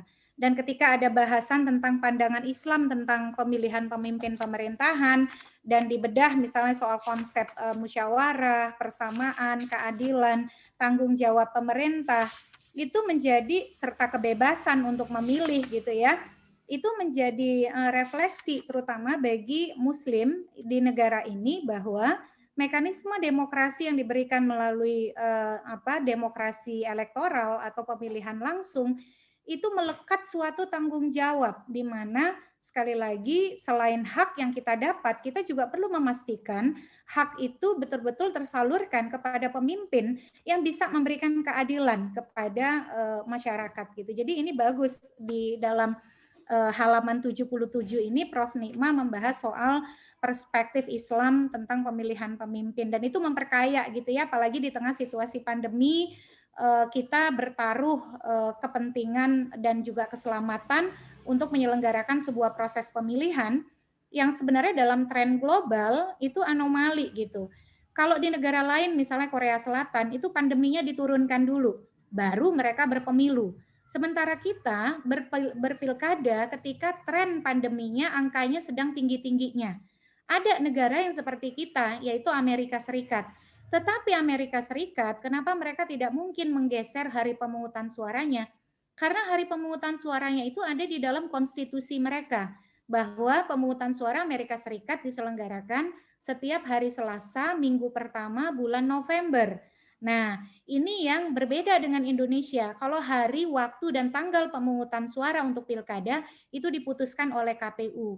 Tetapi kan keluarlah Perpu nomor 2 tahun 2020 yang kemudian menjadi Undang-Undang nomor 6 tahun 2020 yang menegaskan bahwa pilkada 2020 dilanjutkan setelah ditunda dan diselenggarakan pada Desember 2020 berdasarkan kesepakatan tripartit KPU, DPR, pemerintah. Nah, di sini sebenarnya yang tidak terlalu banyak diulas oleh Prof. Nikma di dalam buku ini adalah sebenarnya saya melihat ada distorsi pada otoritas KPU sebagai lembaga yang menyelenggarakan pemilu yang bersifat nasional tetap dan mandiri. Karena pengambilan keputusan yang biasanya selalu diberikan pada KPU itu sekarang tripartit. Harus ada KPU, harus ada pemerintah, dan harus ada DPR. Walaupun perspektif politiknya bisa melihat ini sebagai sesuatu yang positif, karena akhirnya yang dibuat itu diamini oleh pemerintah maupun DPR, sehingga misalnya fasilitasi anggaran semuanya bisa berjalan baik. Tetapi kalau saya sih harusnya KPU itu dijaga kemandiriannya, dan masalah kapan pemungutan suara itu akan berlangsung itu kan KPU yang paling paham dari sisi kelembagaan, dari sisi persiapan dan seterusnya. Nah, tadi soal pasal 158. MK itu sebenarnya sudah progresif ya, karena dengan terbitnya peraturan Mahkamah Konstitusi nomor 6, nomor 7, nomor 8, nomor 6 ini tentang tata cara penyelesaian perselisihan hasil pemilihan di Mahkamah Konstitusi, nomor 7, 8 tentang tahapan program jadwal. Mahkamah sudah berubah paradigmanya. Kalau dulu ambang batas selisih itu menjadi prasyarat formil pengajuan putusan, pengajuan perselisihan, permohonan perselisihan. Kalau sekarang ambang batas itu dikesampingkan, nanti akan baru dipertimbangkan setelah para pihak didengar, pemohon didengar, termohon didengar, pihak terkait didengar, serta Bawaslu juga didengar. Sayangnya MK nanggung nih gitu. Masa mendengar cuma satu kali sidang itu bisa langsung memutuskan. Beberapa perkara itu lanjut ke tahap pembuktian meskipun ambang batas selisihnya melampaui setengah sampai 2%, sebagaimana diatur di pasal 158. Contoh, Kabupaten Bandung itu selisihnya 14%. Lalu contoh lagi Nia Selatan, lalu juga Tasikmalaya gitu ya. Kebetulan saya ahli di 3 permohonan ini dan itu semua melampaui ambang batas. Jadi MK sebenarnya di 2020 Pilkada secara progresif dan moderat tidak sepenuhnya patuh pada 158, walaupun tidak juga dikatakan MK mengkhianati atau mengingkari pasal 158. Jadi 158 itu bisa dikesampingkan dalam hal tadi ya, ada praktik demokrasi elektoral kita yang mencederai asas pemilu, karena kan kita berangkat dari asas nilai dan prinsip penyelenggaraan pemilu yang jujur, adil, dan demokratis gitu. Dan kita tunggu nih, karena besok sampai dengan tanggal 22 selama 3 hari, tanggal 18, tanggal 19, dan tanggal 22 Maret, Mahkamah Konstitusi akan membacakan putusan atas 32 perkara perselisihan hasil Pilkada 2020 yang masuk ke proses pembuktian gitu ya. Jadi, nah kita lihat nih, apakah daerah-daerah yang contoh lagi, Bovendigul itu selisihnya jauh sekali, tapi karena prasyarat pencalonan dianggap ada kecurigaan dicederai akibat meloloskan mantan terpidana yang belum memenuhi masa jeda 5 tahun, kan lanjut prosesnya ke pembuktian. Lalu juga nggak usah jauh-jauh Saburai Jua juga sekarang sedang berproses di Mahkamah Konstitusi. Jadi begitu Mas Torik, banyak hal sebenarnya, mudah-mudahan tadi soal MK di dalam menangani perselisihan itu bisa jadi diskusi sendiri dari teman-teman advokat konstitusi, dan juga bisa jadi bahan penelitian bagi yang menulis tugas akhir gitu ya, sebagai masukan untuk perbaikan pemilu kita ke depan. Terima kasih semuanya, mohon maaf atas hal-hal yang kurang berkenan, sehat selalu, wabillahi taufik wal hidayah, wassalamualaikum warahmatullahi wabarakatuh. Waalaikumsalam warahmatullahi wabarakatuh. Terima kasih kepada Mas Michael dan juga Mbak Titi Anggreni. Mungkin untuk kesempatan terakhir ini kita berikan kesempatan untuk Mas Michael dan Mbak Titi Anggreni untuk memberikan closing statement ya. Ini kayaknya perlu kita tunggu-tunggu ini. Jadi untuk yang pertama Mas Michael ya. Silakan Mas Mike. Closing statement. Terima kasih. Mungkin pesan saya kepada teman-teman mahasiswa yang ingin menulis skripsi, kepada teman-teman yang mungkin masih kuliah dan mau ikut lomba-lomba, jangan ragu untuk melihat buku ini sebagai salah satu pedoman untuk tata cara berdemokrasi, hubungan pemerintah pusat dan daerah, terkait kebijakan COVID-19, dan sebagainya. Mungkin sekian closing statement yang dapat saya berikan. Semoga apa yang saya sampaikan hari ini dapat berguna bagi teman-teman. Sekian dan terima kasih. Terima kasih Mas Michael. Selanjutnya Mbak Titi Anggreni, silahkan Mbak. Ya, terima kasih. Tadi ada yang komentar Saburai Jua berproses di Kemendagri. Terima kasih Pak kalau berproses di Kemendagri, tapi proses persidangannya juga sedang berlangsung di Mahkamah Konstitusi. Terakhir kemarin baru selesai, dan menarik ya, karena di YouTube-nya itu kita bisa ikuti tuh. Saya sih seneng ya, karena dengan sidang-sidang itu sebenarnya jadi ikut belajar gitu. Ketika ngikutin sidang tuh, oh ternyata polanya seperti ini, termasuk juga soal petahana yang dianggap melanggar pasal 71 ayat 3 tuh, memanfaatkan program kewenangan untuk kepentingan pencalonan. Itu banyak sekali daerah yang mendalilkan petahana yang menggunakan program kewenangan untuk menguntungkan gitu. Misalnya dalil yang disampaikan pemohon di Kalimantan Selatan, di Nia Selatan, lalu di Tasikmalaya, termasuk juga di beberapa daerah lain ya, Konawe Selatan bahkan itu unik tuh karena praktik mahar juga masuk di dalam substansi permohonan mereka. Nah, untuk Saburai Jua itu juga sebenarnya menarik ya karena di sidang MK itu kalau nggak salah 2 hari lalu ya saya menyaksikan daring bagaimana kemudian proses penegakan hukum itu ada memang celah ya ketika terkait dengan persyaratan pencalonan yang baru diketahui ketika batas untuk mengajukan perselisihan dilampaui dan calon terpilih sudah ditetapkan oleh KPU, baru ketahuan ada calon yang berstatus warga negara asing. Nah ini kalau teman-teman advokat konstitusi mau diskusiin seru juga tuh ya, kira-kira MK putusannya akan kayak gimana nih? Saya berterima kasih ya, dan saya merekomendasikan sekali teman-teman untuk baca buku ini. Buku ini menjadi sumbangsih yang sangat luar biasa bagi pemilu, pilkada, demokrasi di Indonesia. Ada beberapa data yang secara global, komparasi global yang bisa kita baca.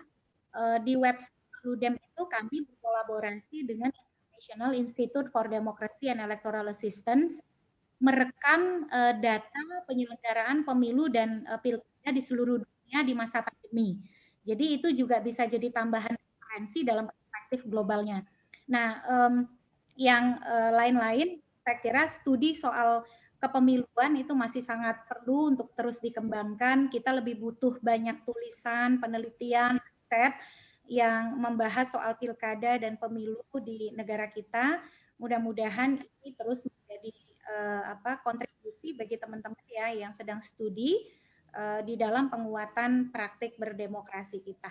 Jadi terima kasih pada advokat konstitusi, semangat terus mengawal kajian-kajian konstitusi di Indonesia. Sehat selalu. Assalamualaikum warahmatullahi wabarakatuh. Waalaikumsalam warahmatullahi wabarakatuh. Ya, terima kasih kepada kedua pembedah pada sore hari ini, kepada Mas Michael dan Mbak Titi Anggreni. Untuk selanjutnya acara akan saya kembalikan kembali kepada Mbak Hardiana.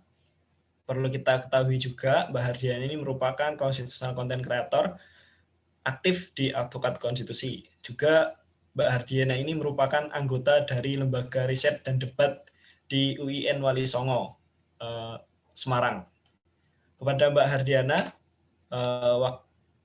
acara saya kembalikan kepada teman-teman semua. Saya mohon maaf jika banyak kurang lebihnya dalam memandu acara pada sore hari ini. Terima kasih. Assalamualaikum warahmatullahi wabarakatuh.